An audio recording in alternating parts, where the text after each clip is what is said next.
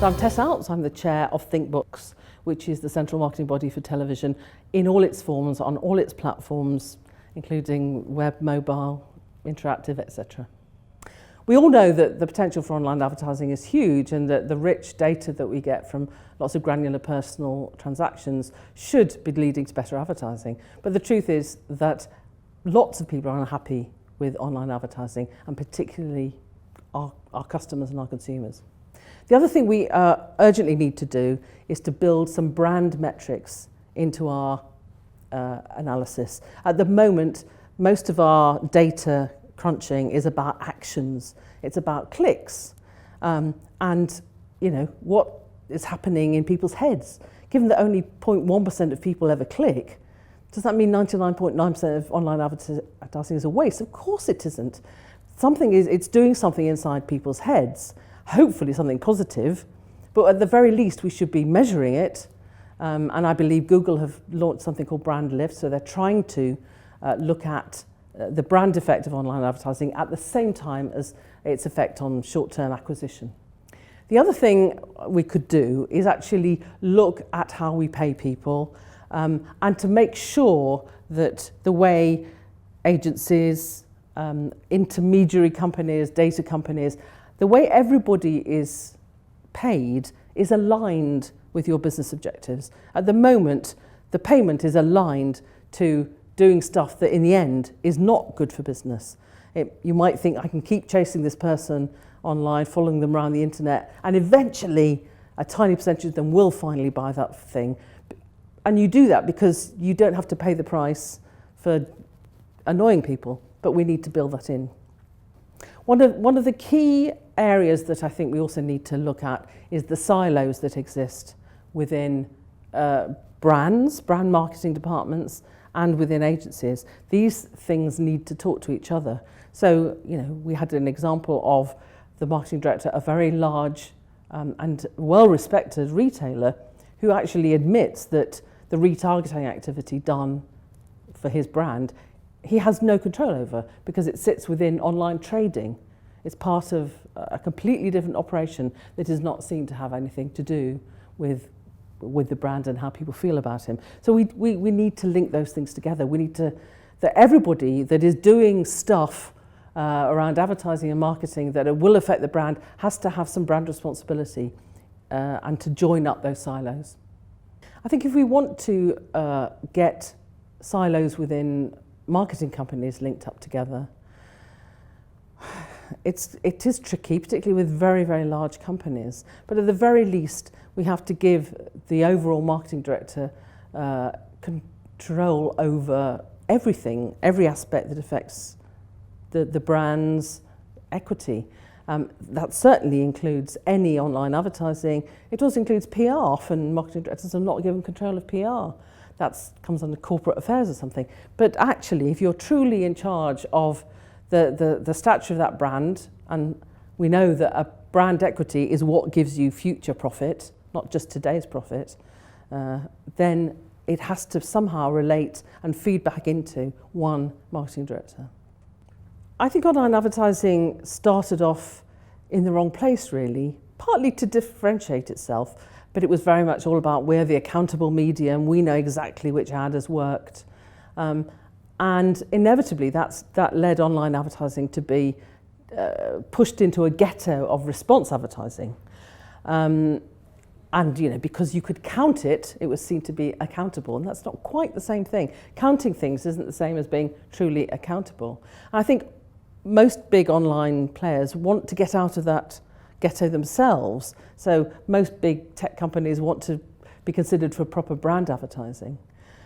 So if they want to do that, they have to look at not just what people do with their finger, and I think we should probably reform some of our language. So the words like engagement, and engagement to me, it sounds a bit Orwellian to me, because what you really mean is not something that's about emotion and involvement, which to me is what engagement means. You just mean something that's a physical action.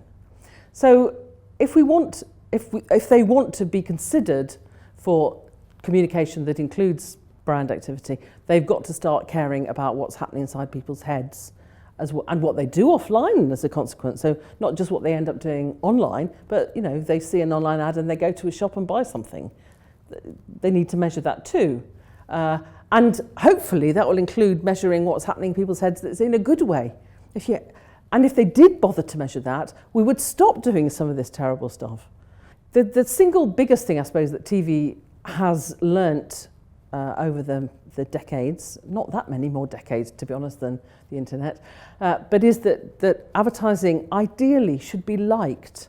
I think TV advertising is very conscious that you are intrusive, inevitably, you are interruptive, you're going to take up people's space and time, so you better bloody well be entertaining at the very least, ideally something that people want to see again. So, if you're John Lewis, you want to make something that people are not just okay about sitting and watching, but they actually want to see it, they look forward to it, and they talk about it. I mean, I hope it's not inappropriate to talk about Linda Bellingham and the Oxo ads, but goodness me, how, decades old advertising, people want to see that again in memory of her. And creating that sort of warmth and likability is something that TV's learnt to do. At the moment, online advertising isn't trying to do that, I don't think, because it's not trying to change the way people feel. It's only trying to change the way they behave. And I'm afraid there are all sorts of sort of cynical ways of getting people clicking on banners, things that are very easy to click on by mistake and you don't shut down in time. And because the way the industry is paid, it's led to sort of bad practices. It's not encouraging creativity. It's not encouraging uncynical use of this medium. But if we do start to measure brand effect, then hopefully all the things that we've learnt in other media, not just TV, about likability, about enjoyment, and warmth and emotion will come into online advertising. At the moment, people tend to be task-driven online, and that includes even watching TV online. So they might go to a VOD site and they want to watch an episode of Game of Thrones online, but they're still very conscious that they've chosen this moment. They're going to be probably shorter on time. So advertising will, and this is true of television's own online advertising, they're less tolerant of it. They're more time poor. And so people are always talking about, you've got to have shorter time lengths on online TV compared to a 90-second ad that you might have in a break. So in those circumstances, it is harder to do storytelling. You really have to earn the right to have people's time. And of course, sometimes we can do that by making fabulous content. The Volvo trucks ad, just magnificent, and you want to watch that and you want to watch it again. And so brilliant advertising will work online, even though people don't come there maybe prepared to spend time. If it's good enough, it will spread virally. People will tell you this is wonderful. So never, never don't try and make brilliant work. I think what I'm looking forward to in the world of television is the final recognition that the internet and mobile technology have done nothing but good to it. We stop positioning them as sort of enemies. But also, I think the recognition that content is the thing that really makes the difference. So we have embraced, I think, in TV, all of the technological advances that there are, and that are probably still to come if they're going to be, whether that's synchronized apps to play along with X Factor, whether it's taking TV to any possible screen. So I think we've grabbed all of that. But in the end, the thing that makes the difference is content. And in a way, Netflix is a great example of that. So it's a pretty simple technological distribution system, isn't it, Netflix?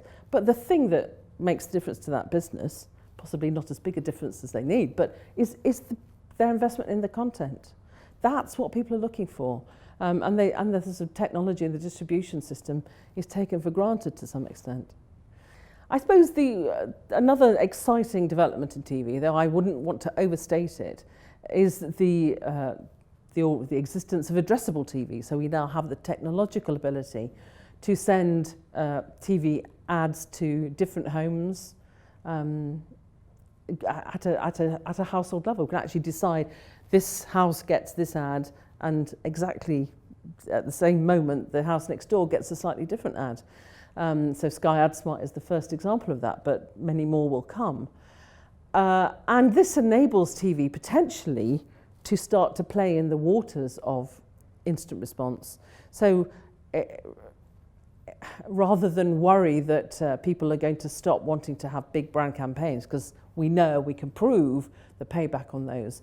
At the same time, it's nice to be able to do more directly personalised, addressable advertising that is geared to specifically to an action, to a sort of activation media task, where TV can start to compete maybe with direct mail, email marketing, or maybe some online display. So I'm very much looking forward to taking some of that money back.